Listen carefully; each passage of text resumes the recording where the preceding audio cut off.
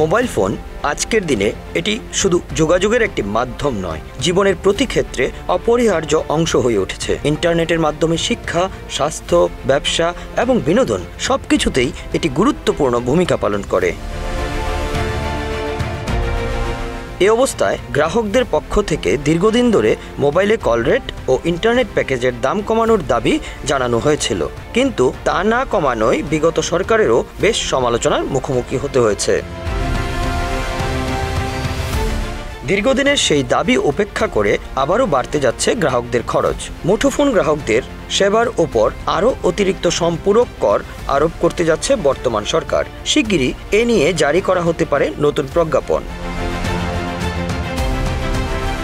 2024-25 অর্থ বছরের বাজেটে মোবাইল সেবার সম্পূরক শুল্ক 15% থেকে বাড়িয়ে করা হয় 20%, কিন্তু এবার তা আরও 3% বাড়িয়ে 23% করার প্রস্তাব এসেছে। জাতীয় রাজস্ব বোর্ডের তথ্য অনুযায়ী সরকারের উচ্চ পর্যায় থেকে ইতিমধ্যেই এই প্রস্তাবে অনুমোদন দেওয়া হয়েছে। বর্তমানে 100 টাকার মোবাইল রিচার্জ করলে প্রায় 54 টাকা 60 পয়সা কর দিতে হয়। নতুন সিদ্ধান্ত কার্যকর হলে এটি বেড়ে দাঁড়াবে 56 টাকা 30 পয়সায়। অর্থাৎ গ্রাহক 100 টাকার রিচার্জে ব্যবহার করতে পারবেন মাত্র 43 টাকা 70 পয়সা।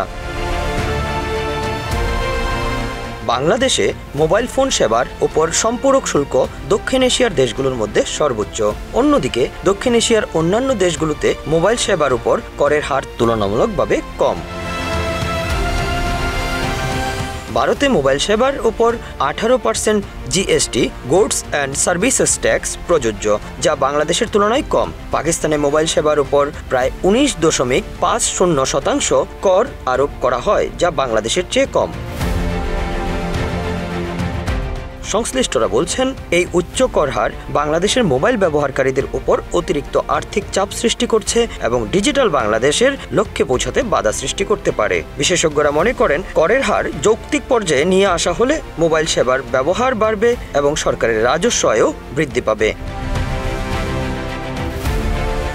সংশ্লিষ্টরা বলছেন, এই সিদ্ধান্ত শুধু অর্থনৈতিক চাপ বাড়াবে না, বরং দেশের প্রযুক্তিগত অগ্রগতির উপরও নেতিবাচক প্রভাব ফেলতে পারে।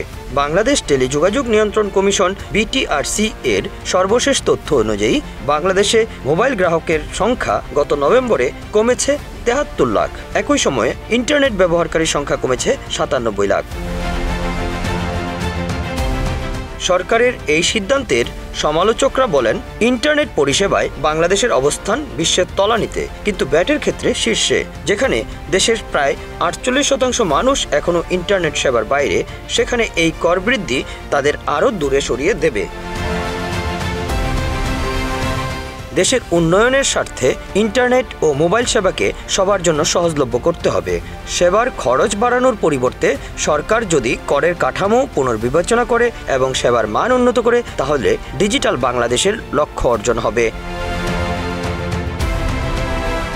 Bangla affairs news desk.